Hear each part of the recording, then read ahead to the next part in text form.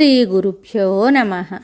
శ్రీ శంకర భగవత్పాద విరచిత శివానందలహరి 90వ శ్లోకము. శక్తి కొద్దీ త్రికరణ శుద్ధిగా నిన్ను సేవిస్తాను అని ఈశ్వరునకు శంకర్లు చెప్పారు.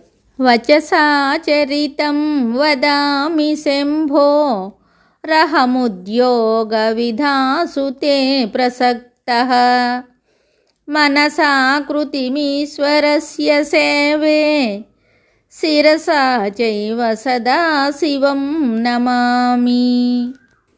ఈ శ్లోకమునకు భావము: దేవా, నాకు ఉత్తమములైన శివయోగముల పరిచయము లేదు. చిత్తము నాకు అంత స్థిరంగా నిలవదు. కాబట్టి వాక్కుతో మీ చరిత్రములను పలుకుతాను. మనస్సునందు మీ ఆకారాన్ని ధ్యానిస్తాను. శిరస్సుతో మీ పాదపద్మాలకు నమస్కరిస్తూ శక్తి వంచన లేకుండా సేవిస్తాను. పరమేశ్వర శంభు, నీ ఉద్యోగ విధానాలలోనూ స్థిరమైన తీరులోనూ యోగాన్ని ఆచరించడంలోనూ చిత్తాన్ని సమర్పించటం అనే పద్ధతుల యందును నేను పరిచయం లేనివాడిని.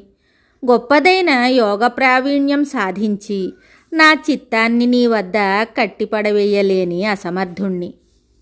అందువల్ల వాక్కుతో సుఖస్వరూపుడవైన నీ చరిత్రను పలుకుతూ ఉంటాను. మనస్సుతో ఈశ్వరుడవైన నీ ఆకారాన్ని ధ్యానిస్తూ ఉంటాను. శిరస్సుతో సదా శివుడవు అయిన నీకు నమస్కారాలు చేస్తాను. అంటే త్రికరణ శుద్ధిగా నిన్ను ఆరాధిస్తాను. ఇదే యోగము అనుకో, నన్ను అనుగ్రహించు అని శంకర్లు శివునికి విన్నవించారు. భగవంతుణ్ణి ఎలా ధ్యానం చెయ్యాలో శంకర భగవత్పాదులు వివేక చూడామణిలో ఇలా చెప్పారు. లక్ష్యే బ్రహ్మణి మానసం దృఢతరం సంస్థాప్య బాహ్యేంద్రియం స్వస్థానే వినివేశ్య నిశ్చలతనుశ్చోపేక్ష్య దేహస్థితిం బ్రహ్మాత్మ్యైకముపేత్య తన్మయతయా చ నిశం బ్రహ్మానందరసం పిబాత్మని ముదా శూన్యైః కిమన్యైర్భ్రమైః. చిత్తమును దృఢంగా నిజలక్ష్యమైన బ్రహ్మమునందు నిలిపి బాహ్యేంద్రియములను వాని విషయముల నుండి మరలించి వాని వాని స్థానములందు స్థిరపరుచుకో. శరీరమును నిశ్చలంగా నిలుపుకో. దాని స్థితిని గూర్చి తలంపవద్దు. ఈ విధంగా బ్రహ్మాన్ని ఆత్మను ఏకం చేసి తన్మయత్వం వహించి అఖండముగా రాత్రింబవళ్ళు మానసికంగా ఆనందపూర్వకంగా బ్రహ్మానందరసాన్ని ఆస్వాదించు. పొల్లు విషయాల వల్ల ప్రయోజనం ఏముంటుంది? తనకు పైన చెప్పిన ధ్యానాభ్యాసములేమీ తెలియవని కేవలం త్రికరణ శుద్ధిగా ఈశ్వరుణ్ణి ఆరాధిస్తానని శంకరులు ఇందులో చెప్పారు.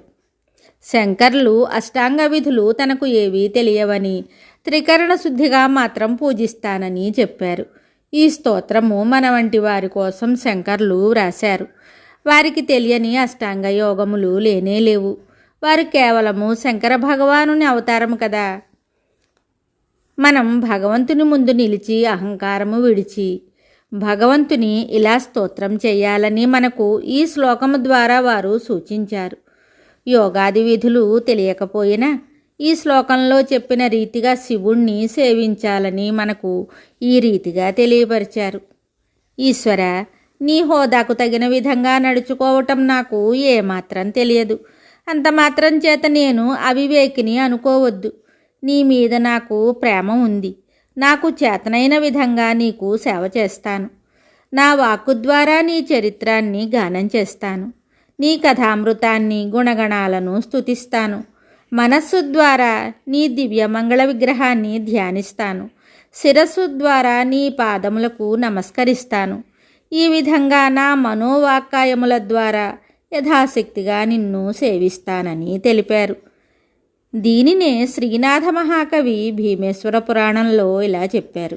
శ్రీ భీమనాయక శివనామధేయంబు చింతింపనేర్చిన జిహ్వ దక్షవాటీ పురాధ్యక్ష మోహనమూర్తి చూడంగ నేర్చిన చూపు దక్షిణాంబుధి తటస్థాయి పావన కీర్తి చేనింపనేర్చిన చెవులు తారక బ్రహ్మ విద్యాదాత యౌదల విరులు పూన్పగ నేర్చు కరము కరము ధవళకర శేఖరునకు ప్రదక్షిణంబు నర్ధిదిరుగంగ నేర్చిన అడుగులడుగు అంబికా నాయక ధ్యాన హర్ష జలధి మధ్యమున దేలియాడెడి మనము మనము.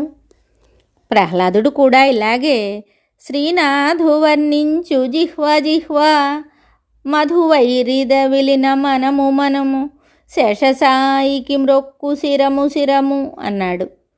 కులశేఖరాళ్వార్లు ముకుందమాలలో ఈ విధంగానే చెప్పారు. నమామి నారాయణ పాద పంకజం కరోమి నారాయణ పూజనం సదా వదామి నారాయణ నామ నిర్మలం స్మరామి నారాయణ తత్వమవ్యయం. నారాయణుని పాదపద్మాలకు నమస్కరిస్తాను, నారాయణుని ఎప్పుడూ పూజిస్తాను, నారాయణుని నిర్మల నామాన్ని పలుకుతాను, నారాయణుని తత్వమును స్మరిస్తాను. ఈ విధంగా భగవంతుడు మనకు ఇచ్చిన అవయవములను భగవంతుని పూజకే సమర్పించాలని మహాత్ములు అంతా చెప్పిన విషయాన్ని మనం సదా గుర్తుంచుకోవాలి.